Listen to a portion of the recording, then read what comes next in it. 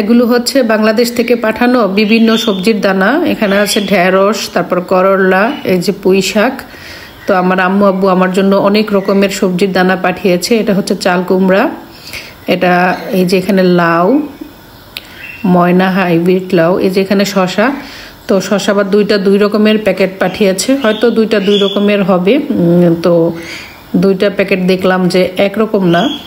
তো এই যে, তো বিভিন্ন রকমের সবজি দানা পাঠিয়েছে।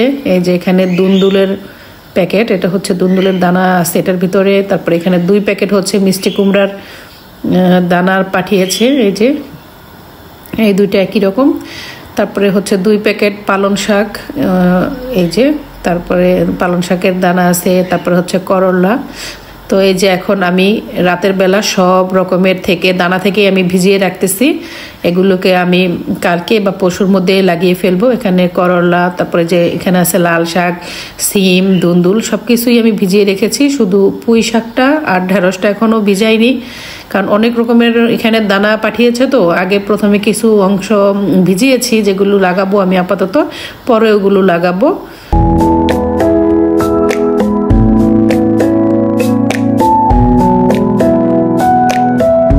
হ্যালো গাইস, আসসালামু আলাইকুম। আমি পুতুলস ফ্যামিলি ব্লগ থেকে পুতুল বলছি। সবাই কেমন আছেন? আশা করি সবাই খুব ভালো আছেন, আমিও ভালো আছি। তো আজকে চলে আসলাম দুপুরের রান্না বান্না নিয়ে। তো আজকে আমি হচ্ছে বাঁধাকপি ভাজি করব। এই যে চিংড়ি মাছ নিয়েছি, তারপর টমেটো কেটে নিয়েছি, পেঁয়াজ কাঁচামরিচ কেটে নিয়েছি। আর এদিকে হচ্ছে এখন আমি ইলিশ মাছ রান্না করব। তাই ইলিশ মাছ রান্নার আগে প্রথমে ইলিশ মাছটাকে ফ্রাই করে নিব। তো আমি তো একটি প্যানে সর্বপ্রথমে হচ্ছে আগেই তেল দিয়েছিলাম। তো এখন আমি মাছগুলোকে ফ্রাই করে নিব। আর এই মাছটা আমি সবসময় দুধ দিয়ে রান্না করে থাকি। যারা আমার ব্লগ নিয়মিত দেখেন তারা অবশ্যই জানেন যে আমি সবসময় ইলিশ মাছটা দুধ দিয়ে রান্না করতে পছন্দ করি। তারপর তো অন্যান্য সবজি দিয়ে রান্না করি। তো আজকে মূলত আবারও দুধ দিয়ে রান্না করব। আর সঙ্গে তো বাঁধাকপি ভাজি আছেই, বাঁধাকপিটা চিংড়ি মাছ দিয়ে ভাজি করব। তো শর্টকাটে রান্না শেষ করতেছি। আজকে হচ্ছে ইলিশ মাছের তরকারি আর হচ্ছে বাঁধাকপি ভাজি। তারপরে রান্না বান্না শেষ করে আমি আবার বাহিরে যাব, যে আমার ছোট একটা বাগান করার চেষ্টা করতেছি, সেখানে গাছ টাছ লাগাবো। তো রান্না বান্না শেষ করে সেখানে আজকে কিছু কাজ করব, তাই আগে রান্না বান্নাটা শেষ করে নিচ্ছি। আর এই হচ্ছে এখানে বাঁধাকপিটাকে ভাপে দিয়েছি। এই যে দেখো, আমার কিন্তু ইলিশ মাছটা আর ফ্রাই হয়ে গেছে। তো এখন আমি এটাকে নামিয়ে নিব। আর এই যে এখানে বাঁধাকপিটাকে ভাপে দিয়েছিলাম, সেটা মানে এখন পানিটাকে সেকে নিলাম। আর এখন এই যে এই পাশে হচ্ছে বাঁধাকপিটাকে ফ্রাই করব। আমার তো ইলিশ মাছ ফ্রাই করা হয়ে গিয়েছে। এখন আমি ইলিশ মাছ রান্নার জন্য মশলাটাকে কষিয়ে নিচ্ছি। এই যে এখানে আমি সব কিছু মশলার উপকরণ দিয়ে সুন্দরভাবে মশলাটা কষিয়ে নিচ্ছি। আর এইদিকে হচ্ছে আমার বাঁধাকপি ফ্রাই হচ্ছে। আমি চিংড়ি মাছ দিয়ে পেঁয়াজ কাঁচামরিচ আর টমেটো দিয়ে বাঁধাকপিটা ভাজি করে নিচ্ছি। অনেকে আছে ডিম দিয়ে বাঁধাকপি ভাজি করে, তো আমি বেশিরভাগই করি চিংড়ি মাছ দিয়ে, মাঝে মধ্যে হয়তো ডিম দিয়ে করি। আর এখন এই যে আমি এখানে দুধ নিয়েছি ইলিশ মাছ রান্নার জন্য। এই যে দুধটা দিয়ে দিলাম। এটা হচ্ছে যে ঝোলটা, সেই ঝোলটার জন্য দেওয়া হলো। এটা খেতে যেমন খুব মজাদার এবং এটা দেখতেও খুব সুন্দর হয়। এভাবে রান্না করে আপনারাও ট্রাই করে দেখতে পারেন। আমি মাঝে মাঝেই ঝাল ইলিশ মাছটা এভাবে দুধ দিয়ে রান্না করি। এই যে দেখতেই পাচ্ছেন, আমি একটু পাউডার যেই মিল্কটা আছে সেটাকে দিয়ে আমি এখন সুন্দরভাবে আবারও একটু কষিয়ে নিচ্ছি। আর এটার মধ্যে তো যে মাংসের যেই মশলাগুলো ইউজ করে থাকি সব কিছু ইউজ করেছি। তো এখন আমি সুন্দরভাবে আবারও মশলাটাকে কষিয়ে এখন টমেটোগুলো দিয়ে দিলাম। তো এই যে টমেটো দিয়ে আবার একটু নেড়ে চেড়ে, এই তরকারিটার বেশি পরিমাণে ঝোল আমি কখনোই রাখি না, খুব মাখো মাখো অবস্থায় এটাকে আমি রান্না করি। তো এটা আমার বাসার সবাই খুব খেতে পছন্দ করে। এভাবে রান্না করলে আমার বাচ্চারা, আমার হাজব্যান্ড সবাই খুব পছন্দ করে। তো যেহেতু আজকে বেশি কোনো আয়োজন নেই, তো খুব সিমসামের মধ্যে আমি 2টা আইটেম রান্না করতেছি। তারপর তো বাহিরে গিয়ে যে আজকে গাছ টাছ লাগাবো, কীভাবে কি ক্লিন করলাম সব কিছু আমি আপনাদেরকে দেখাবো। এই যে টমেটোগুলো দিয়ে আমি আবারও নেড়ে নিলাম। আর এদিকে হচ্ছে আমার ভাজিটা হচ্ছে, এই যে বাঁধাকপি। সবসময় বাঁধাকপিটা চিংড়ি মাছ দিয়ে আর টমেটো দিয়ে ভাজি করলে আমরা খেতে খুব পছন্দ করি, কিন্তু অনেকে আছে এরকমভাবে নাও রান্না করতে পারে। অনেকে এটা ডিম দিয়ে রান্না করে, আবার অনেকে আছে টমেটোটা ইউজ করে না। আর এই যে এখানে ধনিয়া পাতা, যেহেতু ভাজিটা হয়ে গেছে আমি লাস্ট মোমেন্টে এখন হচ্ছে ধনিয়া পাতা দিয়ে দিচ্ছি। এই যে এটা দেখতে যেমন সুন্দর লাগে, এটা খেতেও কিন্তু খুবই মজাদার। আপনারা ওইভাবে ট্রাই করে দেখতে পারেন। তো এক একজনের রান্না এক এক রকম, তো দেখা গেছে খেতেও এক একজনের হাতের রান্না এক এক রকম। তো আমি আমার মতো করে রান্না করি, সেটা একটু আপনাদেরকে দেখালাম যে আমি এই স্টাইলে রান্না করি ভাজিটা। আর এখানে তো এই যে ইলিশ মাছ হচ্ছে, এখন আমি মাছগুলোকে উপর দিয়ে বিছিয়ে দিব। এই যে, তো যেহেতু ঝোলটা আপনারা দেখতেই পাচ্ছেন, আমি কিন্তু খুবই অল্প রেখেছি। এখন আমি সব মাছগুলোকে উপরে বিছিয়ে দিব, তারপর হচ্ছে অল্প কিছুক্ষণ রান্না করে তারপরে নামিয়ে ফেলবো। এই যে দেখেন কত মাখো মাখো অবস্থা ঝোলটা রেখেছি। এখন অল্প কিছু ধনিয়া পাতা উপরে দিয়ে তারপরে আমি এটা নামিয়ে ফেলবো। আর এইদিকে তো আমার ভাজিটা রান্না হয়ে গিয়েছে। যেহেতু আমার 2টা রান্নাই এখন কমপ্লিট, আমি এখন 2টা রান্নাই নামিয়ে ফেলবো। আমার রান্না কিন্তু পুরো শেষের দিকে। আর এই যে এখন শেষ মুহূর্তে একটু ধনিয়া পাতা দিয়ে দিচ্ছি।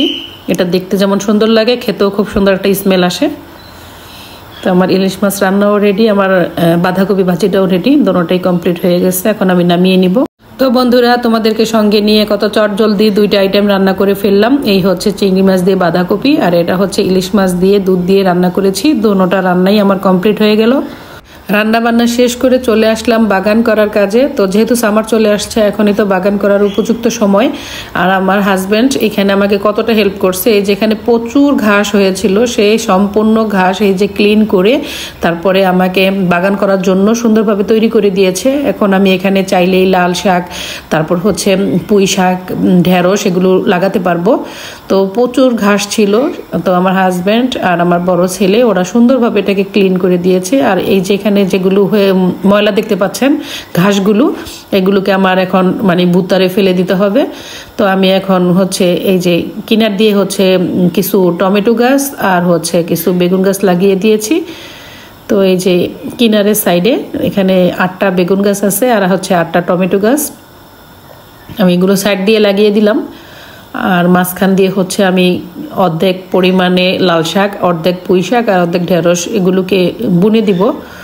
আর এখানে রেডি করতেছি, এটাকে আরও কিছু মাটি দিয়ে আমাকে রেডি করতে হবে। এখানে আমি লাউ গাছ যে লাগাবো, লাউ গাছ বলতে লাউ গাছের দানাটা লাগাবো প্রথমে, সেজন্য এটাকে আমি মাটি দিয়ে রেডি করব। আর আমার হাজব্যান্ড মাটি কিনতে গেল।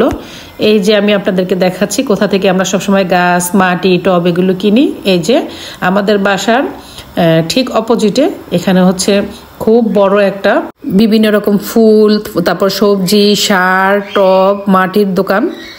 তো এই যে আমার হাজব্যান্ড এখন 5 বস্তা মাটি নিয়ে আসছে। তো আমি এইদিকে রাখছি 2টা বস্তা, এইদিকে কিছু গাছ লাগাবো আর ওই পাশে হচ্ছে লাউ গাছ লাগাবো, ওইদিকেও 3 বস্তা রেখে আসলাম।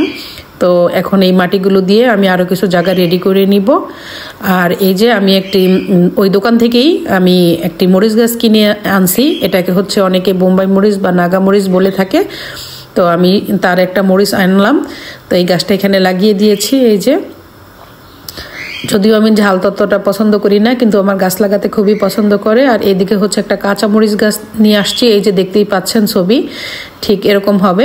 তো এটা হচ্ছে একটা কাঁচা মরিচ গাছ। তো আমি এখানে সেই মাটি কিনে আনা মাটি দিয়ে গাছটাকে লাগিয়ে দিলাম। এই যে একটা হচ্ছে বোম্বাই মরিচ গাছ, একটা হচ্ছে কাঁচা মরিচ গাছ। তো এই যে মাটিগুলো কিছুক্ষণ আগেই আমরা কিনে আনছি বস্তায়, আপনারা দেখতে পেয়েছেন। তো সেগুলো দিয়ে আমি গাছগুলোকে লাগিয়ে দিলাম। তারপর আছে এখানে আরও বিভিন্ন রকমের, আমার অনেক রকমের গাছ আছে। তো এই যে এখানে অ্যালোভেরা গাছ, তারপরে গোলাপ ফুল, 2 রকমের গোলাপ গাছ কিনে আনছি। সেম ওই দোকানটা থেকেই আমি 2 রকমের 2টা গাছ কিনে আনছি। তারপর হচ্ছে অ্যালোভেরা আছে। আর এদিকে হচ্ছে আমি শুকনা মরিচের দানা ফেলেছিলাম ভিজিয়ে রেখে, এখন এগুলো কি উঠলো বুঝতে পারতেছি না। একটু বড় হলেই বোঝা যাবে যে এগুলো কি গাছ উঠতেছে, কিন্তু মনে হচ্ছে না যেগুলো কাঁচামরিচ। আর আমি এখন কিনে আনছি হচ্ছে পর্তুলিকা, যেটাকে সচরাচর সবাই টাইম ফুল নামে চেনে, 5টা পর্তুলিকা গাছ। আর এনেছি 4টা বেগুন গাছ। তো ওই পাশে আমি হচ্ছে গোল বেগুনের গাছ লাগিয়েছি। আর এখন এনেছি লম্বা যেই বেগুনগুলো, সেই গাছগুলো এনেছি 4টা। আর এই যে এইদিকে 4টা কাঁচামরিচ গাছও লাগিয়েছি। তো এই যে এখানে যে মাটিগুলো কিনে এনেছিলাম সেগুলো দিয়ে আমি রেডি করতেছি। এখন আমি এই ফুল গাছগুলো আর বেগুন গাছগুলোকে লাগাবো। এই যে দেখুন বন্ধুরা, আমার এখানে বেগুন গাছগুলো লাগানো হয়ে গিয়েছে। তো আমি এখানে 4টা বেগুন গাছ লাগালাম, আর এখানে হচ্ছে ফুল গাছগুলো এখন লাগাবো। এই যে, তো এখানে 5টা পর্তুলিকা গাছ, যদিও এটাকে অনেকেই টাইম ফুল নামে চিনে, কিন্তু এটার সঠিক নাম হচ্ছে পর্তুলিকা। এই যে আমি এখানে 4টা মরিচ গাছ, কাঁচা মরিচ গাছ, 4টা বেগুন গাছ লাগিয়ে ফেলেছি এবং খুব সুন্দরভাবে মানে কঞ্চি গেড়ে রেখেছি, এখনো বাঁধিনি। গাছগুলো একটু বড় হলে তারপরে এই কঞ্চিগুলোর সাথে বেঁধে দিব। তো এই যে, আর এইদিকে আপনাদেরকে একটু দেখাচ্ছি যে আমি যে এখানে কুমড়ার যেই দানাগুলো লাগিয়েছিলাম সেই দানাগুলো থেকে যে চারা উঠতেছে, এই যে এখনো পুরোপুরি পাতাটা ওঠেনি। তো এই যে এইদিকে হচ্ছে পাতা একটা দেখা যাচ্ছে, এখনো সবগুলো দানা ওঠেনি। এই যে দেখুন, আমার হাজব্যান্ড কারিফোর থেকে একটা কাঁচিও কিনে নিয়ে আসছে। তো বাগানের আরও সাইডে যেই বড় বড় ঠালার মতো আগাছাগুলো আছে ওগুলোকে ক্লিন করার জন্য আমার হাজব্যান্ড একটা কাঁচি নিয়ে আসছে। তো এটা দিয়ে এখন আমাদের সামনের দিকে যেই গাছগুলো আছে ওগুলোকে ক্লিন করতে হবে। তো এখন আপনাদেরকে আমি দেখাচ্ছি যে আমার হাজব্যান্ড আমাকে গাছ লাগানোর জন্য বাহিরে কিভাবে কি ব্যবস্থা করে দিল। এই যে এখানে মিষ্টি কুমড়ার দানা লাগিয়েছিলাম, তো এই যে গাছ উঠেছে।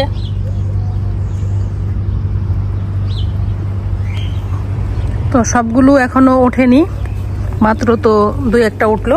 এখানে হচ্ছে মিষ্টি কুমড়া দানা লাগিয়েছি। আর এই যে এখানে শশা দানা লাগিয়েছি। তো এইভাবে আমার হাজব্যান্ড মাটি কিনে এনে তারপরে করে দিয়েছে। আমি তারপরে এখানে শশা গাছ লাগিয়েছি। আর এই জায়গায় হচ্ছে আমার দুন্দুল গাছ, মানে দুন্দুলের যে দানা সেটা লাগাইছি, এখনো গাছ ওঠেনি। এইখানে হচ্ছে করলার দানা লাগিয়েছি, তো করলা গাছটাও এখনো ওঠে নাই। আর এইদিকে হচ্ছে সিম গাছ লাগিয়েছি, আর ওগুলো হচ্ছে লাউ গাছ, লাউয়ের দানা লাগাইছিলাম। আর হচ্ছে সিমের দানা, তো এখনো সিমের দানার যেটা লাগাইছি সেটা এখনো হয়নি। তো এভাবে বিভিন্ন জায়গায় দূরত্ব রেখে রেখে গাছ লাগিয়েছি। তো যখন হবে তখন তো অবশ্যই দেখাবো। আর কিছুক্ষণ আগে যেই ছুরিটা দেখালাম, কাঁচিটা, সেটা হচ্ছে এই যে এখানে যেই গাছগুলো ছিল সেগুলো কাটার জন্য। তো আমাদের এই পাশে তো কোনো গাছ লাগাই নাই, ওই পাশে যারা লাগিয়েছিল তাদের ওগুলোই এই পাশে চলে আসছে। তো তারা তাদের পাশেটা তো কাটে, এই পাশেরটা তো কখনোই কাটা হয় না, তাই আমরা আবার এই পাশের থেকে কেটে দিলাম। আর এই যে এখানে এগুলো এখন ভুত্তারে ফেলে দিতে হবে। তারপরে এই সম্পূর্ণ জায়গাটা ক্লিন করে এখানে আমি টবের ভিতরেও আরও কিছু গাছ লাগাবো। তো এখানে পুরো জায়গাটা এই পাশ থেকে ওই পাশ পর্যন্ত কার্পেট ছিল। তো যেহেতু গাছ এখানে যেগুলো ছিল এগুলো কাটা হয়েছে, আর বাতাসে কার্পেটগুলো উড়ে গেছে, তো ওই পাশেরগুলো তো সরে গেছে, এই দিকে আছে।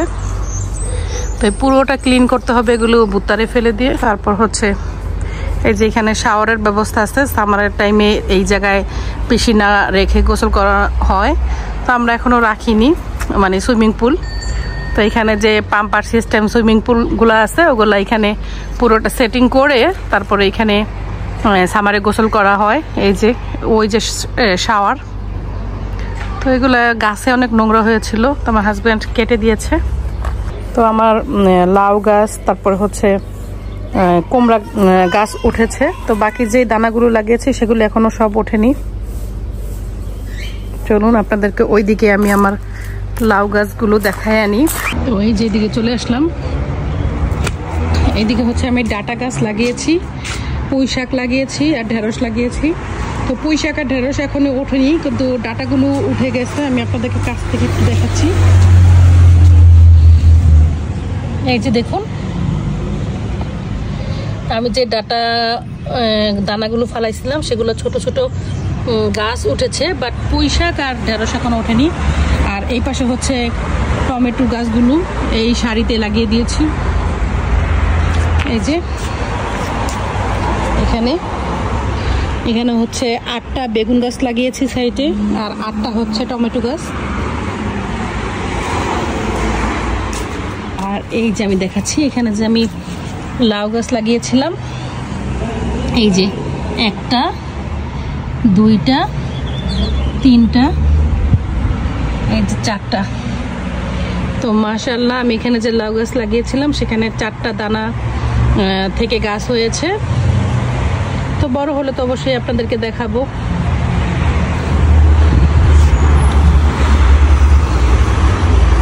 আর এই হচ্ছে পুরো বাগানটা। তো আমার তো ডাটা গাছগুলো তো হয়ে গেছে, আর কিনারে আছে সাইডে টমেটো গাছগুলো। এই যে টমেটো গাছে কিন্তু ফুল আসছে। তো এই ছিল আমার বাগান সম্বন্ধে কিছু আপডেট। তো আমি আমার বাগানটা করেছি, সেই খুশিতে আপনাদের সাথে একটু শেয়ার করে নিলাম। তো পরবর্তীতে গাছগুলো কতটুকু বড় হয়েছে বা কেমন হলো সেগুলো আমি দেওয়ার চেষ্টা করব। তো আমি আজকের মতো এখানে আপনাদের কাছ থেকে বিদায় নিচ্ছি। খোদা হাফেজ।